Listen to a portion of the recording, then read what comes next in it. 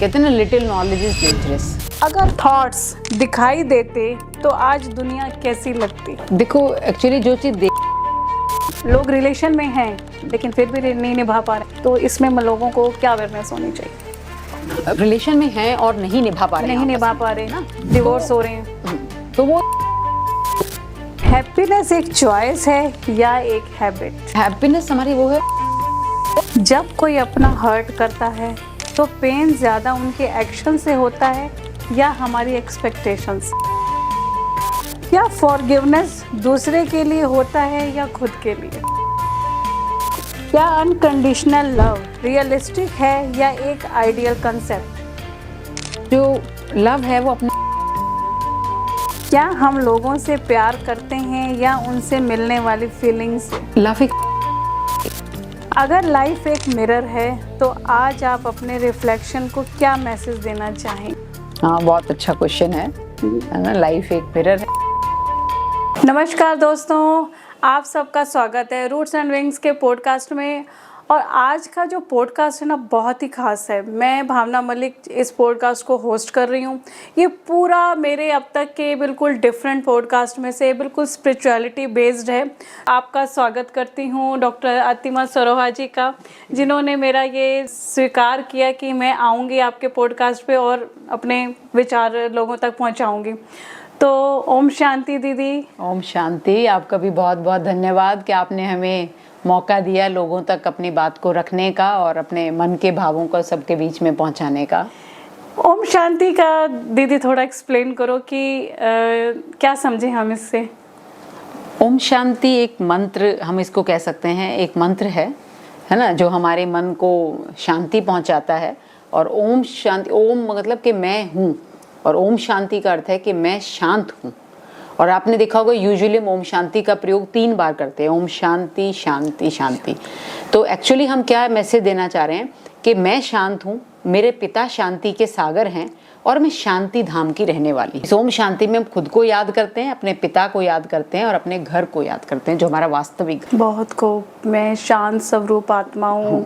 बहुत ही खूबसूरत तरीके से दीदी आपने बताया। तो जैसे ना, किस एज ग्रुप से हम कहेंगे कि लोगों को इस स्पिरिचुअलिटी में, जैसे लोग ना आजकल बहुत कम जा रहे हैं, बच्चे इस तरफ जाते ही नहीं हैं, हम पेरेंट्स बिठाने की कोशिश करते हैं, तो कौन सी एज से हमें बच्चों के अंदर ये संस्कार डालने चाहिए। एक्चुअली क्या है ना, लोग, हर कोई चाहता है हम मेडिटेशन करें, हम स्पिरिचुअलिटी की तरफ जाएं, लेकिन हमें चाहते हैं लेकिन आ नहीं पाते हैं, क्योंकि हमने क्या कर दिया है कि रिलीजन और स्पिरिचुअलिटी को एक कर दिया। लोग एक्चुअली रिलीजन में नहीं जाना चाहते, स्पिरिचुअलिटी में आना चाहते हैं, लेकिन हमने क्या किया, वो डिफरेंस नहीं समझाया कभी कि रिलीजन क्या है और स्पिरिचुअलिटी क्या है। जब इस दो का डिफरेंस क्लियर हो जाएगा तो आप देखेंगे स्पिरिचुअलिटी की तरफ अपने आप लोग आएंगे।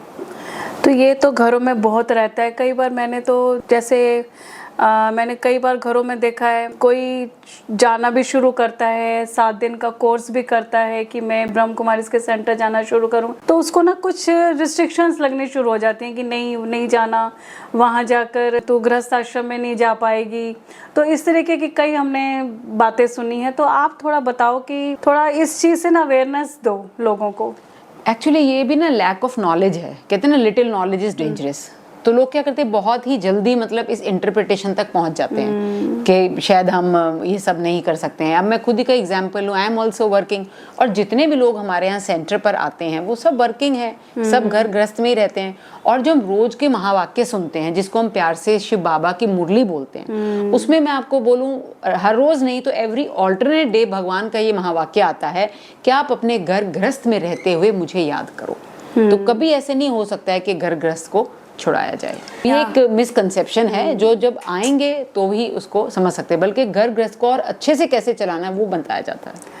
तो मैं यहाँ इस चीज़ को हाईलाइट करना चाहूँगी कि जो लोगों के अंदर ये मिथ है कि ब्रह्म कुमारी के सेंटर जाने से आप गृहस्थ में नहीं आगे बढ़ पाओगे, तो कैसे गृहस्थ आश्रम में रहकर आप इस ज्ञान में आगे बढ़ सकते हैं। कहीं ना कहीं इससे आपके अंदर ना एक ऊर्जा भी आती है और अपने कई डिसीजंस को लेने की शक्ति भी आती है। तो इसी के चलते मैं आपसे पूछती हूँ कि अगर थॉट्स दिखाई देते तो आज दुनिया कैसी लगती। देखो एक्चुअली जो चीज़ देखने की है ही नहीं और हम उसको इमेजिन करें दिख जाए, जैसे खुशबू है, उसको फील कर सकते हैं ना, मतलब नाक से सूंघने की चीज़ है, संगीत है। अब मेरे को मुझे संगीत दिखाई देने लग जाए तो नहीं देगा ना। तो थॉट्स भी एक इमेजिनेशन है, जिसको बल्कि आज हम कह सकते हैं कि जैसे एआई आया है तो हम थॉट्स को देख ही रहे हैं ना। कभी कुछ लोग ऐसे होंगे जिन्होंने सोचा होगा ऐसा हो जाए, तो हम थॉट्स को अपने सामने ही देख रहे हैं। कि जो हमारे थॉट्स हैं वो जरूरी नहीं है ना कि अभी हमें दिखे, वो फ्यूचर में भी हमें दिख सकते हैं।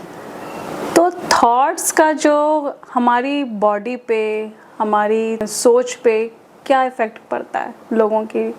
मतलब जैसे किसी के नेगेटिव थॉट्स बहुत ज़्यादा रहते हैं, 90% लोग नेगेटिव ही सोचते हैं। उनको मतलब कि ये समझ ही नहीं आता कि मैं कई बार सही सोच भी रहा हूँ तो भी मैं गलत डिसीजन ले लेता हूँ। तो मतलब इस तरीके से अगर कोई इस दुविधा में फंस जाता है तो उसको बाहर कैसे निकलना चाहिए? क्योंकि देखो थॉट्स जो हैं वो हमारे मन से क्रिएट होते हैं, है ना। मन को अगर हम कहेंगे, मन मतलब माइंड, जैसे हमारे शरीर है, ये बॉडी है हमारी, इसकी 5 कर्मेंद्रियां हैं, जिसको हम कहते हैं आँख जो देखने का काम करती है, नाक है, मुख है, कान है और हमारे हाथ। ये 5 हमारी स्थूल कर्मेंद्रियां हैं। इसी प्रकार हमारी 3 सूक्ष्म कर्मेंद्रियां हैं जो दिखाई नहीं दे रही हैं, बट दे आर वर्किंग। तो वो है हमारा माइंड, जिसको हम मन कहते हैं, बुद्धि जिसको हम इंटेलेक्ट कहते हैं, और संस्कार जिसको हम रिजॉल्व्स कहते हैं। ठीक है। तो ये जो जैसे आपने कहा हमारे थॉट्स कहाँ हैं, तो जो हमारा मन है वहाँ पर थॉट्स क्रिएट होते हैं। पर मन की कैपेसिटी है कि वो कितना सोच सकता है। अगर हम उसको ओवर थिंकिंग कराते हैं, अब उसको आदत है पॉजिटिव थिंकिंग की, लेकिन हम उसको नेगेटिव थिंकिंग करा रहे हैं, तो वो रिएक्ट करेगा ना, बिल्कुल वो कमजोर हो जाएगा, है ना। डीजल की गाड़ी में आप पेट्रोल डालोगे, हम सोचो चल जाएगा। अब किसी को चाय पसंद है, हमको नहीं आप कॉफी ही पी लो, वो कंफर्टेबल नहीं होगा। ऐसे हमारा माइंड कंफर्टेबल नहीं होता है जब हम नेगेटिव सोचते हैं, फिर वो रिएक्ट करता है, और रिएक्ट करके फिर हम एंग्जाइटी होती है हमें, है ना, डिप्रेशन महसूस होता है। तो हमें समझना है ना कि हमारे माइंड को क्या चाहिए, हम वही दें। जैसे आंख में हम देखते हैं ना, ये आंख की ही दवाई है, ये कान की ही दवाई है। सही। तो मन को जो चाहिए, मन को वो देंगे तो मन स्वस्थ रहेगा। देखो कितनी अच्छी बात बताई है कि जो हमारी बॉडी में कोई डिजीज़ है तो उसकी मेडिसिन कुछ और है, तो हमारे जो माइंड का जो भोजन है वो भी तो हमारे थॉट्स जैसे हम डालेंगे, पॉजिटिव थॉट्स डालेंगे तो हमारी बॉडी में वही जनरेट होगा। तो मतलब बड़ी खूबसूरत बात दीदी आपने बताई है। क्या हम सच में अपनी लाइफ जी रहे हैं या सिर्फ कंडीशनिंग फॉलो कर रहे हैं? ये तो डिपेंड करता है, क्योंकि कुछ लोगों को लगता है कि बस जैसे लोग कह रहे हैं हमें वैसे ही जीना है, तो उनके लिए हम कह सकते हैं कि उनकी कंडीशनिंग हो गई है ना, अपनी थॉट्स मतलब नहीं है, क्रिएटिविटी नहीं है ना, क्योंकि इतना सोच सोच के मन को और बुद्धि को दबा दिया है कि अब लगता है कि हम और आगे नहीं सोच सकते हैं, तो वो दूसरे के कहने के अनुसार ही चलते हैं, दूसरों की बुद्धि से चल रहे हैं वो।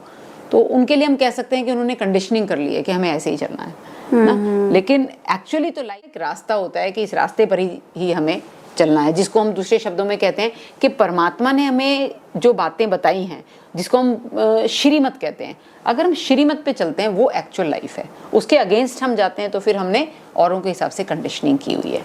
कई बार ऐसा होता है ना कि मैं आपके इसी बात में लिंक करूंगी कि ना लोग जैसे कोई सुझाव देता है, बताता है कि आप इस बात को मानो मेरी, लेकिन वो ना सिर्फ अपना जहाँ उसका पर्पस होता है ना कि ये मेरा फ़ायदा है, तो बस वो उतनी बात को फॉलो करेगा, बाकी उस बात को मना कर देगा। तो वो तो देखो इंसान का सेल्फिश नेचर है ना, क्योंकि मन कमजोर हो गया, जैसे हमने शुरू में कहा मन कमजोर है। मन थॉट्स क्रिएट करता है, और जो जैसे वो थॉट्स क्रिएट करता है वो उसको बुद्धि के पास भेजता है, जिसको हम इंटेलेक्ट बोलते हैं। फिर बुद्धि का काम होता है निर्णय करना। अब वो निर्णय करता है, जैसे निर्णय हम करते हैं उस अनुसार हमारे संस्कार बन जाते हैं ना। अब हम क्या करते हैं कि सीधा अपने फिर संस्कारों पे ध्यान देना शुरू कर देते हैं कि मेरे संस्कार परिवर्तन हो जाए, संस्कार परिवर्तन हो जाए। पर हमें ये भी देखना है कि संस्कार बना कैसे, यानी संस्कार बना हैबिट, ये हैबिट बनी कैसे ना। तो पहले बुद्धि, उससे पहले मन। तो हमें अपने माइंड पर बहुत ध्यान देना है। एक्चुअली हमें सोचने पे सबसे ज्यादा ध्यान देना है। जो सोचते हैं वो बोलते हैं, वो करते हैं। तो हम करने पर इतना ज्यादा स्ट्रेस ना दे करके सोचने पर अगर स्ट्रेस दें, डिपेंड हो जाए तो ज्यादा अच्छा होगा। वो हम उसके लिए हमें मेडिटेशन करना होता है। मेडिटेशन माइंड को पावर देता है। अब जैसे 5-6 साल का बच्चा है, अब उस 5-6 साल के बच्चे को हम लोग इन सब, वो बिल्कुल इमोशनली होता है ना, उसका लॉजिकल माइंड एक्टिव होता है ना रैशनल माइंड एक्टिव होता है। अब जो 5 से 6 साल का बच्चा है, ऐसे बच्चे तो बस इमोशनली अटैच होते हैं।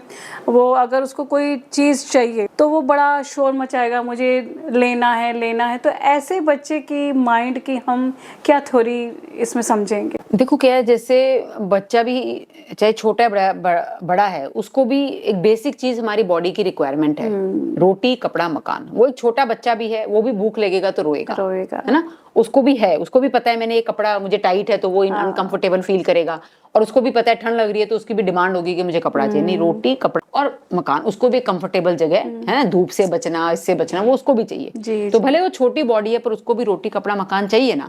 ऐसे ही उस छोटे बच्चे के अंदर सोल भी तो है। बिल्कुल, जैसे जैसे बॉडी को 3 चीजें चाहिए, रोटी कपड़ा मकान, बेसिक अगर देखें तो, ऐसे ही हमारी सोल को भी 7 चीजें चाहिए, जिसको हम कहते हैं लव, है ना, सुख, शांति, आनंद, प्रेम, शक्ति, रहम।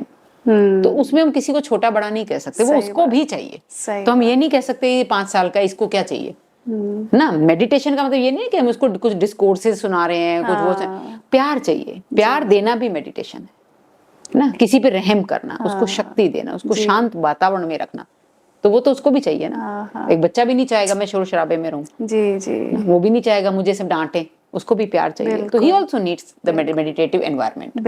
बिल्कुल सही कहा दीदी आपने, बिल्कुल सही कहा। इसी से कनेक्टेड मैं अपनी तरफ से एक क्वेश्चन पूछूंगी कि जैसे ट्विंस हैं, घर में 2 बच्चे पैदा होते हैं और एक बच्चा इतना डिस्ट्रक्टिव होता है और एक बच्चा बड़ा क्रिएटिव होता है, तो ये क्या डिफरेंस होता है? क्योंकि पूर्व जन्म के संस्कार है ना, उसके अंदर जो संस्कार हैं, जो नेचर है। क्योंकि जैसे मैंने कहा माइंड, इंटेलेक्ट और संस्कार से। अब जैसे हमने माइंड की बात करी तो माइंड में थॉट्स क्रिएट होते हैं। अब थॉट्स कैसे होते हैं? Negative, positive, waste, necessary. Thoughts की वैरायटी है ना। उसमें से हमें क्या करना है? पॉजिटिविटी को बढ़ाना है, नेसेसिटी को बढ़ाना है, वेस्ट को रिड्यूस करना है, नेगेटिविटी को रिड्यूस करना है ना। ये होगी जैसे थॉट्स की बात हुई। ऐसे इंटेलेक्ट क्या करेगा? जैसा उसको इनपुट मिलेगा वैसा वो आउटपुट देगा। सिमिलरली हमारे संस्कार मतलब रिजॉल्व्स, वो भी 4 प्रकार के होते हैं। एक संस्कार तो वो हैं जो हम अपने पूर्व जन्मों से लेकर के आए हैं, वो मेरे अंदर भी है, आपके अंदर भी है ना, जिसको हम एक होते हैं जो हमारी फैमिली हिस्ट्री, जिसको हम जीन्स बोलते हैं, हाँ जी, ना, वहां से है डीएनए, वो तो फिर जन्म का जो हिसाब है। एक संस्कार हमारे होते हैं जिस फैमिली में मैंने जन्म लिया है, जो मुझे माहौल मिल रहा है ना, वहां से भी मेरे संस्कार बनते हैं। अभी किसी की फैमिली में आदत ही नहीं है किसको जल्दी उठने की। एक होता है कि जो आपका संग है, फ्रेंड सर्कल कैसा मिला, कैसे स्कूल में आप पढ़ रहे हो, प्ले ग्राउंड में आप किससे मिल रहे हो ना, जो हमें एनवायरमेंट, संगत जिसे कहते हैं। तो ये सारी चीजें मिलके हमारे संस्कार बनाती हैं जी। तो जैसे कहना कि वो बच्चा वो तो क्रिएटिव है, वो डिस्ट्रक्टिव है, तो पिछले संस्कार भी हैं। अब कोई बच्चा कहे कि भी मेरा तो कसूर नहीं है, मेरे जीन्स ही ऐसे हैं, मेरी तो खानदान में ही सब झूठ बोलते हैं, लेकिन मैं सच बोलना चाहता हूँ पर मेरे को बस लगता ही नहीं है कि मैं झूठ ऐसे बोल रहा हूँ ना। या कोई समझ रहे हैं, ऐसे पिछले जन्म से कोई आदत है, उसको बहुत डिस्ट्रक्टिव नेचर है ना। अब वो कहे मैं क्या करूं, मेरी आदत छूटती नहीं है। तो यहाँ आकर के फिर उसके बाद अब इन संस्कारों को खत्म करने के लिए अब हमें चाहिए विल पावर। विल पावर एक ऐसी चीज है जो आपके जेनेटिक जो संस्कार है उसको भी आप कंट्रोल कर सकते हो, पूर्व जन्म के संस्कार भी। मान लो किसी कारण संगत में रह करके हमने ड्रिंक करना सीख लिया है ना, या बच्चे ने कोई लेट नाइट मूवी ऐसे देखना सीख लिया, कुछ भी ऐसी आदत डल गई जो मेरी संगत की वजह से मुझे पड़ गई, और अब मैं उसको अपने आप को बंधन महसूस कर रहा हूँ, अब मैं उसको छोड़ना चाहता हूँ, है ना। तो वो छोड़ना जो चाहता हूँ उसके लिए चाहिए विल पावर। तो विल पावर एक ऐसी चीज है जो किसी कारण अकारण कोई संस्कार मेरे अंदर आ गया और हम उसको परिवर्तन करना चाहता हूँ, तो you need will power. But where to get this will power from? तो फॉर दिस विल पावर हमें खुद को समझना होगा, और खुदा को समझना होगा, हमें मेडिटेशन करना होगा। तो ultimately the need of meditation arises. हमें खुद को समझना होगा, खुदा को समझना होगा, और अपनी विल पावर पे काम करना होगा। बहुत अच्छी और बड़े सिंपल तरीके से आपने बताया कि किसी के घर में डेथ हो जाती है, इंसान चला गया लेकिन पीछे पूरा परिवार छोड़ गया, तो उस दर्द से परिवार उसको याद कर करके कैसे बाहर निकले। कई बार बंदा पीछे चला जाता है, उससे बाहर कैसे निकले। और दूसरी तरफ क्या होता है कि रिश्तों में बंध के साथ रहकर भी साथ नहीं होते, तो ऐसे में हमें क्या स्टेप लेने चाहिए? हाँ, मतलब एक रिश्ता जो छोड़ के चला गया है उससे भी हम बंधे हुए हैं, और एक रिश्ता जो बंधा हुआ है लेकिन उसको भी हम निभा नहीं पा रहे हैं। बिल्कुल बिल्कुल, तो दोनों दो अलग अलग बातें हुई हमारी। हाँ, एक्चुअली क्या है कि जैसे हमने कहा कि कोई छोड़ के चला गया, हमें भी पता है कि डेथ इज, है ना, यू कैन नॉट इटर्नल, वो उसको आप अवॉइड नहीं कर सकते हो ना, वो तो बर्थ हुआ है तो डेथ भी होगा, है ना। और डेथ क्या है, एक्चुअली एक स्टेशन है ना, जैसे एक स्टेशन है, मेरी डेस्टिनेशन है, मुझे वहीं तक जाना है। अब कोई मुझे कहे एक स्टेशन पहले उतर जाओ तो I will not get down, मुझे पता है कि मैं आगे तक जाना है। अगर कोई कहे मुझे एक स्टेशन आगे उतर जाना, तो भी मैं कहूंगी क्यों भी, फिर मैं यहाँ, मेरा तो स्टेशन ये है। तो अगर हम ये मान लें कि डेथ एक स्टेशन है, जो गया है उसका स्टेशन आ गया, ही हैज टू गो ना, उसको समझना है ना। अपने आप से तो कोई नहीं जाता है, लेकिन उसका टाइम है। एक हम लोग सब एक रोल प्ले कर रहे हैं किसी पिक्चर में, जिसका जितना रोल होगा उतना ही तो अच्छा लगेगा, उतना ही तो वो करेगा। अब आप एक गीत सुन रहे हो, वो 3 मिनट का है, 4 मिनट का, क्योंकि मुझे बहुत अच्छा लग रहा है, मुझे बहुत अच्छा लग रहा है, बट इसका मतलब ये नहीं है कि वो गीत बढ़ जाएगा, वो आपको उतने में ही उससे सुख जो है वो लेना होगा ना। और दूसरी बात कि हम उसको याद करते हैं। आप लोग अगर हम किसी कोई चला गया उसको याद करते, तो हमने तो एक रिश्ता खोया ना। अगर पत्नी रो रही है तो पति के लिए रो रही है, बेटा रो रहा है तो पिता के लिए रो रहा है, माँ रो रही है तो बेटे, एक एक रिलेशन के लिए रो रहे हैं। अब सोचो जो आत्मा हमें छोड़ के गई है वो तो सबको एक साथ छोड़ के गई है, तो एक्चुअली दुखी तो उसको होना चाहिए हमसे ज्यादा। उसने एक साथ इतना खोया है, आपने तो, आपके तो पार्ट्स हैं और आपको तो पीछे संभालने वाला भी है कोई। तो हमें ये समझना होगा कि उस समय हमें खुद शांत रह करके उस आत्मा को शांत करना है। तभी कहते हैं ना, शांति का दान दो, शांति का दान दो। और फिर दूसरी बात ये होती है कि जब कोई आत्मा शरीर छोड़ती है, तो वो शरीर तब छोड़ती है जब उसकी अगली बॉडी तैयार हो जाती है। क्योंकि हम साइंटिफिकली भी जानते हैं कि माँ के गर्भ में 9 महीने रहते हैं, पर जो एनर्जी है वो आफ्टर 3 मंथ्स प्रवेश करती है, यानी जो आत्मा है वो 6 महीने रहती है। राइट। बॉडी 9 मंथ्स है। तो हम ये कह ही नहीं सकते कि वो क्यों चला गया, उसकी बॉडी रेडी है, उसका स्टेशन रेडी। अगर वो वहां नहीं जाएगा तो वहां अबॉर्ट हो जाएगा। सही कह रहे है ना, उसको वहां जाना है। अब आप देखो, वो आत्मा जब उस बॉडी में जहां भी गई, यहाँ से छूटा, ठीक है, दुख है, मानते हैं क्योंकि कितना समय साथ रहता है तो ठीक है, पर हमें साथ साथ ये भी लॉजिक समझना होगा कि हैज टू गो समवेयर ना। तो वो वहां जाती है वो आत्मा, तो उसको अपनी बॉडी बनानी है, उसने आंखें बनानी है, उसने अपना ब्रेन तैयार करना है, उसने हार्ट। आप एक तो छोटा बच्चा पैदा तो हम कितने ध्यान से उसको देखते हैं, देखो कैसे उंगली बनी है, कैसे नाखून है, कैसे ये चीजें हैं। अरे वो सोल ने वो बनाया ना, और हम उसको याद कर करके खींच रहे हैं। सपोज उसमें कोई कमी रह गई, आपने 1 घंटा उसको अपने पास बुला लिया, याद करके आपके पास आके बैठ भी गया, पर उस 1 घंटे में उसकी माइंड कमजोर रहेगी, जो उसको पूरे जन्म परेशान करेगा। बहुत गहरी बात, तो हम कहते हैं ना, बहुत हिसाब किताब बन जाता है। You know he will not come back, है ना। मान लो वो आना भी चाहे और आप बहुत दिल से बुला रहे हो कि आ जाओ बस, मैं तुम्हारे बिना नहीं रह सकती, कहाँ बुलाओगे? सही बात है। तो बॉडी चाहिए। आप घर में ड्राइवर रख लोगे बिना गाड़ी के, आपके घर में गाड़ी है नहीं और आप ड्राइवर को रख रहे हैं, तो सोल तो ड्राइवर है ना, हम उसको बुला रहे हैं, हम ये भूल जाते हैं कि गाड़ी तो है ही नहीं। ट्रू। आप ड्राइवर को कैसे बुला सकते हो? इससे बेटर है हम उस ड्राइवर के लिए प्रे करें कि उसको और अच्छी गाड़ी मिले और वहां अपने प्रोफेशन को आगे बढ़ाए।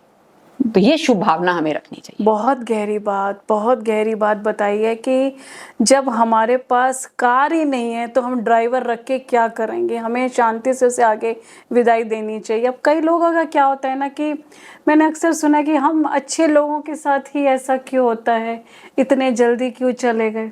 मैं अपना ही केस लेती हूँ, मेरे हस्बैंड बहुत जल्दी चले गए, 4 साल हो जाएंगे अब। तो मेरा बेटा 12th में एग्ज़ाम देने वाला था, 2 दिन पहले बोर्ड के एग्ज़ाम से मेरे हस्बैंड की डेथ हुई, कैंसर था। तो मैं आज तक ये नहीं समझ पाई कि इतना अच्छा इंसान, अच्छे लोग इतने जल्दी क्यों चले जाते हैं। तो वही जैसे बताया ना, उनका उतना ही वहीं तक रोल है, उतना ही रोल है ना। जैसे आप कोई मूवी देखते हो, हमें अच्छी लगती है, पर ऐसा तो नहीं ना हम उसको देखते ही रहे, उसका पार्ट ही वहाँ, उसका स्टेशन ही वही, स्टेशन ही इतना था। इसी बात को आप अपने लिए सोच के देखो, हम भी तो किसी को छोड़ के आए होंगे। जी। आज हमारा लिए भी तो कोई श्राद्ध कर रहा है, क्या हम जा सकते हैं वापस? बिल्कुल नहीं जा सकते, हमें पता ही नहीं है। तो उसको हम दोष ही नहीं दे सकते, उसको पता ही नहीं है। क्या आपको पता है मुझे कौन याद कर रहा है ना? तो हमें ये एक सच्चाई है, और इसको बड़े लॉजिकली समझ करके, ऐसा नहीं है कि हम उस आत्मा को इग्नोर कर दें, करें, उसकी अच्छाइयों को याद रखें और इस लॉजिक को समझें ना। हम सब रोल प्ले कर रहे हैं, जिसका जहां तक रोल होगा वो उतना ही रोल निभाएगा ना। तो जैसे इसी के चलते मैं यहाँ कनेक्ट करूँगी कि जैसे लोग रिलेशन में हैं लेकिन फिर भी नहीं निभा पा रहे, तो इसमें लोगों को क्या अवेयरनेस होनी चाहिए? रिलेशन में हैं और नहीं निभा पा रहे हैं, नहीं आपस निभा में, पा रहे ना, डिवोर्स हो रहे हैं। तो वो देखो आत्माएं कमजोर हैं, क्योंकि किसी भी रिलेशन को निभाने के लिए हमें प्यार चाहिए हमारे अंदर देने के, क्योंकि रिलेशन का मतलब क्या, आपको जो चाहिए वो मैं आपको दूं और मुझे जो चाहिए वो आप मुझे दो, है ना। रिलेशन मीन्स लेन देन। तो जब वो लेन देन ठीक होता है तो रिलेशन निभता है ना। लेकिन सामने वाले को कुछ चाहिए और मेरे पास वो है ही नहीं, तो रिलेशन तो खराब होगा ना। अब मैं एक दुकान पे जाती हूँ, है ना, सपोज, और दुकान पे मुझे कोई सामान चाहिए but I am not getting it. एक बार जाती हूँ, 2 बार मुझे नहीं मिलता है, तो आप क्या करोगे? आप उस दुकान पे ना जाके दूसरे पे किसी और पे जाएंगे। तो सेम विद रिलेशन, रिलेशन नहीं खराब हो रहा है। हमें ये समझना होगा कि जिस रिलेशन के साथ मुझे निभाना है उस रिलेशन को मुझसे क्या चाहिए, मैं उससे खुद को भरपूर करूँ ताकि मैं उसको दे सकूं।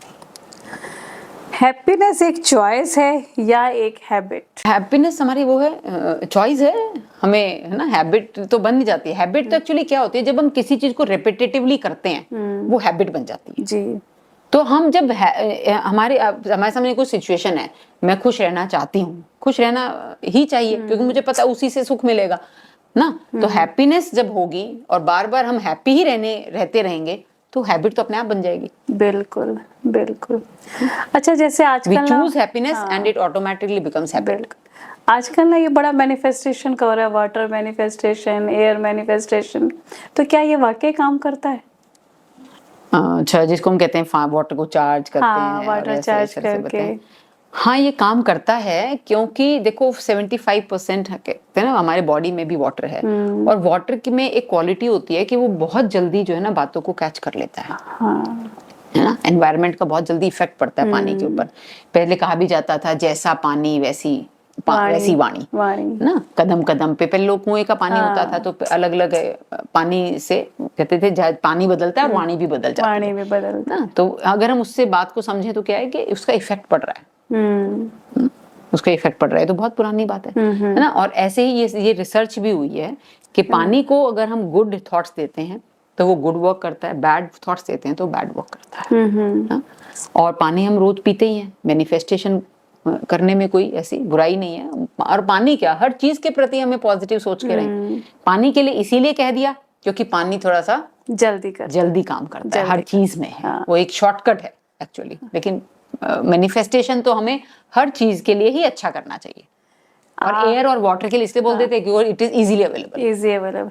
तो आप कुछ भी खाओ, कुछ भी पियो, मैनिफेस्ट करो और अपनी हर इच्छा को जो पाना चाहते हो पूरी कर सकते हो। मैं तो यहाँ पर दीदी जो समझा रही हैं वही आप सबको बता रही हूँ। जब कोई अपना हर्ट करता है तो पेन ज्यादा उनके एक्शन से होता है या हमारी एक्सपेक्टेशन से? एक्सपेक्टेशन से, जो मेरे को ऐसा लगता है एक्सपेक्टेशन से, क्योंकि हमने एक्सपेक्ट किया ना कि मुझे पेन नहीं होगा और उसका ऑपोजिट हो रहा है। तो हमें एक्सपेक्टेशंस ऐसे नहीं रखने चाहिए कि मुझे मतलब कोई फील ही नहीं हो, मुझे ऐसा हो। मतलब थोड़ा अपने आप को स्ट्रांग बनाएंगे, है ना, माइंड को पावरफुल बनाएंगे। जैसे अब घर में सास रहती है, ससुर है, फैमिली है पूरी, तो कहीं ना कहीं देखो जो ये एज डिफरेंस होता है उसके रहते कहीं ना कहीं आई एम द बेस्ट की होती है और अपना एक अथॉरिटी होता है, तो उसमें ये चीज़ बहुत ज़्यादा बहू से एक्सपेक्ट कर लिया जाता है। और जो नई नई बहू आती है वो बहुत ज़्यादा एक्सपेक्ट कर लेती है कि मैं बहुत कुछ हूँ। तो ऐसे में मतलब क्या उसके माइंड को समझना चाहिए कि मतलब मैं कैसे सबका दिल जीतूं? देखो ये जो जनरेशन गैप है और एज गैप को बड़े को भी समझना चाहिए कि भाई छोटों को भी हम मौका दें, है ना, और बहू को भी समझना चाहिए कि हम इनके एक्सपीरियंस से सीख लें। तो वो तो दोनों को ही एक अंडरस्टैंडिंग करनी पड़ेगी कि मुझे ऐसा नहीं है कि मुझे ही सास सोचे कि मुझे ही सब आता है। आता भी है तो मैं उसको इनपुट ऐड करूं जो न्यू जनरेशन से मुझे मिल रहा है। और जो बहू है उसको भी होना चाहिए कि ठीक है मैंने थियोरेटिकल नॉलेज लिया है, बाहर मैं जानती हूँ, लेकिन इनके पास एक्सपीरियंस है तो मैं इनके एक्सपीरियंस को गेन कर लूँ। तो अगर इस लेन देन को आपस में मिलजुल के करेंगे तो बहुत अच्छा हो सकता है। इसी से मैं एक और क्वेश्चन कनेक्ट करूँगी ना कि जैसे लोगों का, मैंने कहा शादी होती है, 6 महीने के अंदर अंदर ही न्यूक्लियर फैमिली में कन्वर्ट कर लेते हैं, ऐसा क्यों? और आज की डेट में सबसे ज़्यादा हो रहा है। शादी पीछे होते या तो जॉब्स के बहाने से बाहर चले जाते हैं, मतलब इन लॉज के साथ रहना नहीं चाहते या सेवा से बचना चाहते हैं। मतलब ऐसा क्या, कैसे इस चीज़ को सॉर्ट आउट किया जाए? हाँ, वो देखो आपके इस क्वेश्चन में ही आंसर है हाँ। कि वो बचना भी चाहते हैं, ये भी रीजन हो सकता है क्योंकि कमजोर हैं, दूसरे के लिए करना नहीं चाहते। क्योंकि एक सहयोग शक्ति होती है, जैसे हम कहते हैं ना हमें अष्ट शक्तियाँ 8 पावर्स बताई हैं। हाँ इसलिए जब हम किसी दुर्गा की किसी की पूजा करते हैं तो 8 पावर्स का गुणगान है। तो वो जो 8 पावर्स हैं, उस 8 पावर्स में से one of the power is सहयोग शक्ति, दूसरे को कोऑपरेट करना। कोऑपरेट की ये पावर है, वो है ही नहीं उसके अंदर, तो वो कैसे करेगा? तो पहले तो हमें ये समझना होगा ना कि मेरे अंदर ये पावर नहीं है, तो मैं कहाँ से लूं, है ना। जैसे हम घर में कहते हैं कि भाई मेरे घर में कोई भी पावर का स्विच नहीं है, तो हम लगवाते हैं ना उसको। एसी में लगवाना होता है तो हम उस तरह से उसकी एमसी भी उतने लेवल पे लेके आते हैं। तो पहले तो हमें अंडरस्टैंड करना पड़ेगा कि मेरे अंदर कोऑपरेट करने की पावर नहीं है, ये कहाँ से मिलेगी। अब वो जब पावर मेरे अंदर होगी तो हम कोऑपरेट कर लेंगे। दुर्गा की 8 शक्तियाँ, और उसमें सबसे ज़्यादा अपनी फैमिली में हार्मनी लाने के लिए कोऑपरेट की पावर। तो ये को जितना आप कोऑपरेट करेंगे उतने आपके घर में, रिश्तों में हार्मनी आएगी और अबंडेंस चल के आएगी। मैं दीदी से बहुत कुछ सीख रही हूँ। जो आज मेरा जो पॉडकास्ट है ना, मैं सबसे, जिन्होंने सब्सक्राइब नहीं किया है इसे ज़रूर करना और ज़रा ध्यान से सुनना दीदी हमें समझा क्या रही हैं। क्या फॉरगिवनेस दूसरे के लिए होता है या खुद के लिए? दोनों के लिए ही है। हम कहें फॉरगिवनेस है ना, फॉरगिव करना, माफ करना। क्योंकि जिसको हम फॉरगिव कर रहे हैं वो भी हल्का होता है, उसके ऊपर भी एक बोझ है जो उसने गलती करी हुई है और वो चाहता है मुझे इससे क्षमा मिले, तो उसके लिए भी अच्छा है, उसका भी बोझ कम होता है। और जो फॉरगिव कर रहा है उसके लिए भी ये बहुत ग्रेटनेस है। क्योंकि अल्टीमेटली तो फॉरगिव हमें करना ही है ना। पर ना कई लोग फॉरगिव कर नहीं पाते, क्रिप करते रहेंगे, ऐसा किया या फिर फॉरगिव कर भी देते हैं तो ऊपरी मन से कर देते हैं, लेकिन अंदर में बात फिर भी रह जाती है। और जब कभी बात आती तो फिर वही बात याद आ जाती है, भूल जाते हैं कि मैंने तो फॉरगिव कर दिया था। तो इसीलिए कहा कि अभी हम कल परसों ही, जैसे हम रोज परमात्मा के महावाक्य सुनते हैं, तो उसमें हमें बताया गया कि जब हम किसी को फॉरगिव कर रहे हैं तो साथ में उसको पावर भी दें ना, उसके प्रति शुभ भावना भी रखें। क्योंकि फॉरगिवनेस, जब आदमी क्षमा मांगता है तो साथ में गिल्ट की फीलिंग भी उसके अंदर होती है और उसको ये भी लगता है कि मुझे क्षमा मांगनी पड़ी, है ना, मेरी गलती, उसने ऐसे कहा था, इस वजह से मुझसे गलती हुई, इसलिए देखो आज मुझे झुकना पड़ा। झुक भी रहा है लेकिन उसको एक साथ में ईगो भी आ रही है कि मुझे झुकना पड़ा। तो हमें क्या करना चाहिए, जो फॉरगिव कर रहा है उसको फॉरगिव तो करे, लेकिन साथ साथ उसको पावर भी दे कि उस फॉरगिवनेस को स्वीकार कर सके ना। और जो फॉरगिव कर रहा है वो भी ये देखे कि मैंने फॉरगिव, तो क्या मैंने दिल से फॉरगिव कर दिया। अगर आप दिल से फॉरगिव नहीं करेंगे तो उसके भी मन में बात घूमती रहेगी और वो जो बात घूमेगी उसका बोझ अब मेरे ऊपर चढ़ेगा। इसलिए हम हमेशा ध्यान रख लें कि फॉरगिव करें तो पूरी तरह से करें। पूरी तरीके से। अगर आप पूरी तरह से नहीं करेंगे तो वो वाइब्रेशंस उसके ऊपर काम करेंगे और वो वाइब्रेशंस आपके ऊपर बोझा चढ़ाएंगे, क्योंकि उसको क्या लग रहा है मैं फॉरगिव हो गया और आपने नहीं किया, आपने बस दिखा दिया कि मैंने कर दिया। तो वो अभी भी जो आपने नहीं किया उसका बोझ उसके ऊपर चढ़ रहा है, वो बोझ आपका बोझ बन जाएगा अल्टीमेटली। बैगेज पे बैगेज चढ़ गया। हाँ जी, इसलिए हमें ये पक्का होना चाहिए, if you are forgiving somebody, forgive him with heart. अच्छा, मैंने ना ये बड़ा देखा कि ना अमृत वेले का जो टाइम होता है, अमृत वेले का टाइम, एग्जैक्ट टाइम क्या मतलब कहा जाता है, और उस वक्त कहते हैं कि सारी, जैसे कहते हैं ना कि रनवे बिल्कुल खाली होता है। तो उस वक्त जो हम बाबा से कहें या अपने मन की बात कहना चाहें, क्या वो सच में पूरी होती है? अमृत वेला एक्चुअली जैसे हम सो के उठते हैं, अमृत वेला का एग्जैक्ट टाइम है बिटवीन 2 to 5 ना, 2 AM to 5 AM। 2 to 5 AM का अमृत वेले का टाइम है। हाँ जी, 2 o'clock से शुरू हो जाता है। वो तो ये है कि लोग ज्यादातर ऐसे मानते हैं 4 बजे तक, क्योंकि 2 बजे थोड़ा टफ लगता है, 3 भी लगता है बहुत जल्दी हो गया, 3:30 तो लगता है कि चलो 4 तक तो आप उठ ही जाओगे, है ना। तो अमृत वेला, अमृत वेला मतलब आप एक समय था जिसमें अमृत थे। जैसे सोता है इंसान तो मृत के बराबर, उसको नहीं पता है मेरा हाथ कहाँ है, पैर कहाँ है ना, लगभग वो मृत के बराबर होता है, वो अमृत हो जाता है ना। उस अवस्था से वो उठता है। आप सोचो जैसे कि कोई मरा हुआ आदमी जिंदा हो जाए, है ना, तो अमृत हो रहा है वो।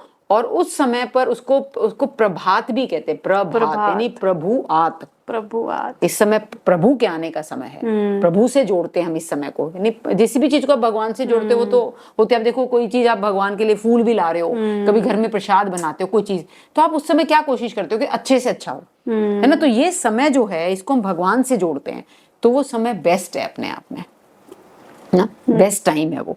और उसमें खाली इसीलिए क्योंकि हमारा जो सबकॉन्शियस माइंड है वो बहुत एक्टिव होता है, क्योंकि हम सो के उठे हैं तो हमारी जो डेल्टा वेव्स थी, और जैसे सोते समय जो हमारी पुरानी बातें थी, कॉन्शियस माइंड में बहुत कुछ घूम रहा था, वो जो है शांत हो जाता है।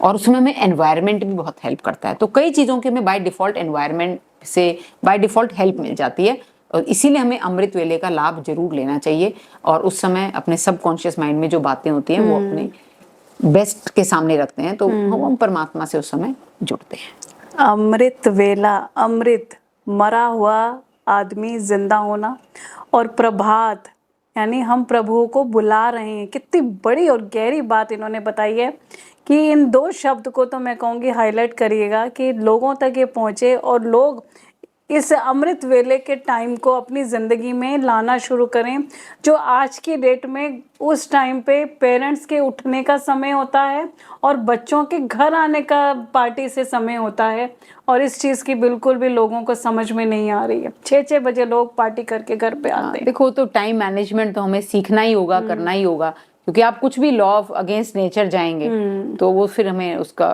नुकसान भी उठाना ही पड़ेगा ना। अगर सब कुछ ऑलरेडी डेस्टाइंड है तो एफर्ट का क्या रोल?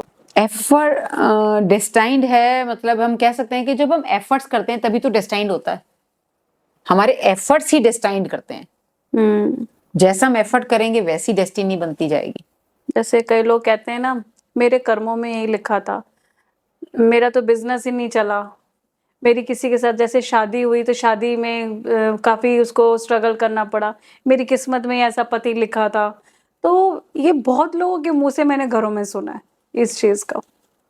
इसको भी देखो हम ऐसे समझ सकते हैं, जैसे कहते हैं ना मेरी किस्मत ऐसी किस्मत है। तो इसको भी अगर हम संधि विच्छेद करके समझें अगर इस बात को, तो किस्मत, आप किस मत पर चल रहे हो उस आधार पर आपकी किस्मत बन रही है। तो हमें ये ध्यान करना पड़ेगा कि मैं अपनी मत पे ध्यान दूं ना, मत किस प्रकार की मत पे मैं चल रही हूँ। क्या मैं मन मत पे चल रही हूँ, क्या मैं परमत पे चल रही हूँ, या मैं श्री मत पे चल रही हूँ। श्री मत पे तो हम अपने मत पे ध्यान दें। अगर मन मत पे चलेंगे तो वैसी किस्मत बनेगी, पर मत पे चलेंगी तो किस मत पे आप चलो वैसी किस्मत बनेगी। ब्यूटीफुल। आप श्रेष्ठ मत पे चलोगे तो किस्मत श्रेष्ठ बनेगी। Beautiful, beautiful. तो किस्मत तो हम ही बना रहे हैं ना, मत हमारी मत ही किस्मत बना रही है। बिल्कुल।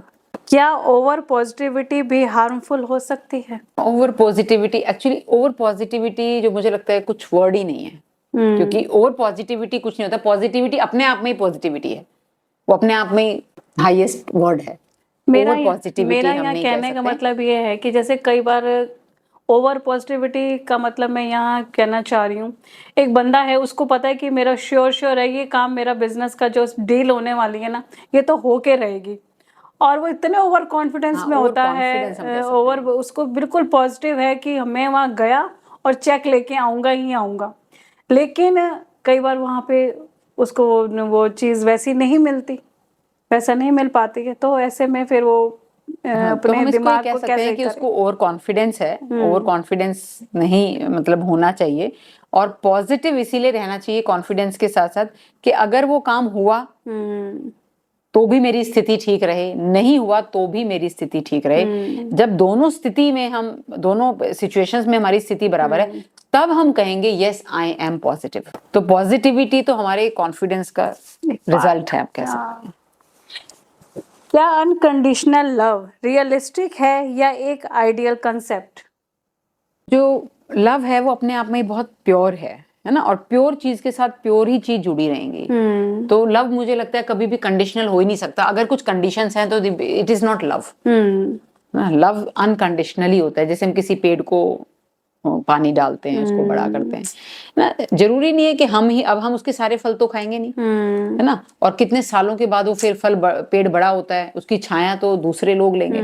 तो लव जरूरी नहीं है कि वो रिलेशंस में पर्सन्स के लिए हो, वो एनवायरनमेंट के लिए भी हो सकता है, प्रकृति के लिए हो सकता है, किसी सिचुएशन के प्रति भी हमें लव हो सकता है। लव में कोई कंडीशन हो ही नहीं सकती। अगर if there condition that it is not love. ये तो एक फिर हमारा सौदा हो गया। हाँ। क्या हम लोगों से प्यार करते हैं या उनसे मिलने वाली फीलिंग से? लव एक फीलिंग ही है ना, लव कोई स्थूल चीज तो है नहीं, है ना। जो हम कर रहे हैं वो भी वो फील ही कर रहा है, और जो उसको करके जो प्राप्त हो रहा है वो भी एक फीलिंग के रूप में ही हमें हम तक पहुंच रहा है ना। महसूसता ही है क्योंकि वो सूक्ष्म है ना? लव सूक्ष्म है क्योंकि ये लव जो है हमारी आत्मा का गुण है ना। प्यार आत्मा का गुण है, इसीलिए वो हर किसी को चाहिए। तो फीलिंग है देने के लिए भी और लेने के लिए भी, बहुत अच्छी फीलिंग है ये एक। अगर लाइफ एक मिरर है तो आज आप अपने रिफ्लेक्शन को क्या मैसेज देना चाहेंगे? हाँ, बहुत अच्छा क्वेश्चन है ना। लाइफ एक मिरर है, actually life is a mirror ना। जो हम कर रहे हैं वही हमारे सामने है ना। तो इसीलिए हमें मिरर को दोष ना दे करके ना, और खुद को जो है संवारना है, सजाना है, क्योंकि मिरर तो वही दिखाएगा जो आप हो। लेकिन फिर भी एक थोड़ा सा कॉन्शियस ये भी रहें, कई बार हम ठीक होते हैं लेकिन मिरर साफ नहीं होता है। लाइफ वो क्यों नहीं साफ होता है, कई बार दूसरों की वजह से भी ऐसे आ जाता है। तो थोड़ा दोनों तरफ ही हमारा ध्यान रहे कि हम खुद को भी ठीक रखें ताकि हम ठीक दिखें, और जिसको में हम देख रहे हैं खुद को वो भी ठीक हो, वो भी ठीक। हर किसी के सामने हम अपने आप को प्रेजेंट नहीं कर सकते। हर मिरर मुझे वैसा नहीं दिखाएगा जैसा मैं हूँ। बिल्कुल। तो मिरर भी देखना, मिरर कोई बड़ा दिखाता है, आई नो कैसा मिरर है, कोई मैं छोटा दिखाता है ना, कोई गंदा है ना, कोई ब्लैक है, कोई ग्रीन है। तो मिरर को भी देखना है कि वो कैसा है, वो कैसा। तो खाली मिरर में देख के हम अंदाजा ना लगाएं कि ये लाइफ है। तो अपने चश्मे को साफ करें खुद ही, तो दुनिया अपने आप ही खूबसूरत आपको लगने लग जाएगी। मैं तो आपको ये संदेश देना चाहूंगी दीदी से, जो मैं समझ रही हूँ। तो लास्ट में मैं ये कहना चाहती हूँ कि आप ऑडियंस को अपनी तरफ से क्या ऐसा पावरफुल संदेश देना चाहेंगे जिससे उनकी जिंदगी में, घर में, जॉब्स में, रिश्तों में मधुरता आए?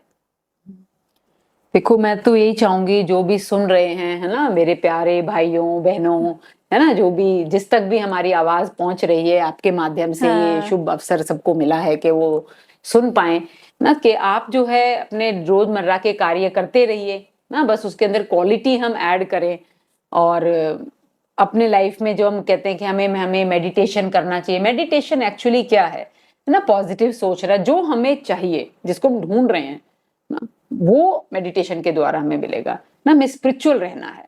स्पिरिचुअलिटी, जैसे मैंने अभी अपने शब्दों में बीच में कहा था कि शरीर के लिए में रोटी कपड़ा मकान चाहिए, तो वी वर्क फॉर इट। ऐसे ही हमारी जो सोल है उसको प्यार चाहिए, सुख चाहिए, आनंद चाहिए, शांति चाहिए। We are looking for that. और वो सब चीजों का सागर परमात्मा है। अगर मेरा आज इंसान क्या चाहता है, मुझे शांति चाहिए, पर वो भूल जाता है कि परमात्मा तो शांति का सागर है। तो क्यों ना मैं सागर से कनेक्ट हूं, लेकिन उसको लगता है कि भगवान को कैसे याद करें। अरे आप ये मत सोचो कि भगवान को याद करें, आप ये सोचो मैं शांति के सागर से कनेक्ट हो रहा हूं, क्योंकि मुझे ही तो शांति चाहिए। मैं सुख के सागर से कनेक्ट हो रहा हूं क्योंकि मुझे ही सुख चाहिए। सुख चाहिए। अब मुझे जो चाहिए वो तो मुझे जाना पड़ेगा ना वहां तक। अब मुझे अपने घर में वाईफाई है, कनेक्शन चाहिए, तो I have to get recharge. बिल्कुल, मुझे अपने फोन को रिचार्ज कराना पड़ेगा if you want network in it. तो एक सुख और शांति, आनंद, पवित्रता ना, जो जीवन में हर कोई, चाहे वो छोटा है, चाहे जवान है, चाहे बड़ा है, चाहे स्टूडेंट है, चाहे घर में बैठा है, चाहे हाउस वाइफ है, एवरीबडी नीड्स। तो नेटवर्क तो चाहिए। वो नेटवर्क का जो पावर हाउस है वो परमात्मा है। और जो हम उससे वो ले रहे हैं, वो नेटवर्क जो आ रहा है ना, उसको हम सहज शब्दों में समझे, इसको ही मेडिटेशन कह देते हैं। वो थोड़ा टफ लगता है, बाकी आप समझो कि उससे वो नेटवर्क तो मुझे चाहिए, क्योंकि मुझे अपने आप को चालू रखना है। बिल्कुल ना, अदरवाइज तो फिर हम कमजोर पड़ जाएंगे ना। तो आज का जो ये हमारा स्पिरिचुअलिटी के ऊपर दीदी के साथ पॉडकास्ट था, इसे सब बड़े ध्यान से सुनेगा और कमेंट भी करिएगा। और मुझे ऐसा लगता है कि ये पॉडकास्ट का पार्ट 2 भी बनना चाहिए, तो हम आपके साथ पार्ट 2 करना चाहेंगे। और जिस तरीके से आपने बताया है ना कि एक निराकार दूसरा ना कोई, तो उस निराकार पे अपना समर्पण दे दीजिए और फिर देखिए आपकी जिंदगी कितनी खूबसूरत होती है। थैंक यू दीदी। ओम शांति। ओम शांति। Thank you. Thank you.